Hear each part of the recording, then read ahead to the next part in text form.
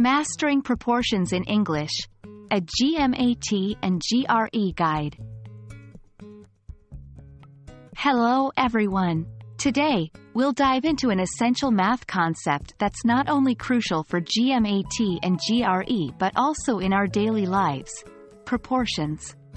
By the end of this video, you'll understand how proportions work and how to discuss them confidently in English. A proportion is a mathematical equation that expresses two ratios as equivalent. In simple words, it's when two ratios are equal in value. For instance, if half of a class is female and the other half is male, we can say the ratio of females to males is 1:1, and this can be expressed as a proportion. When discussing proportions in English, it's vital to know some key terminology.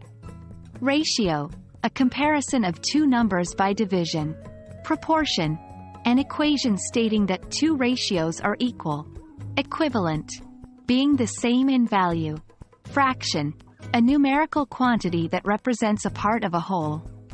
Remember, these terms will help you articulate proportions more effectively in English.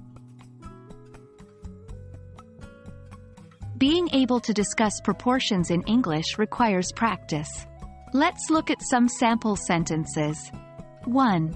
The ratio of apples to oranges in the basket is 3:2, which means for every 3 apples, there are 2 oranges. 2. If half of a class are girls and the other half are boys, then the proportion of girls to boys is equivalent. 3.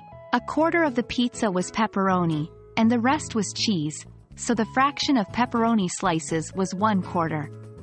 These sentences will help you see how to incorporate proportion vocabulary into real-life contexts. When learning about proportions in English, some learners often confuse the terms ratio and fraction.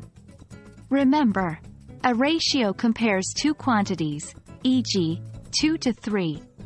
A fraction represents a part of a whole, e.g., 2/5. By differentiating these terms clearly, you'll be able to communicate more precisely. And that's a wrap on proportions.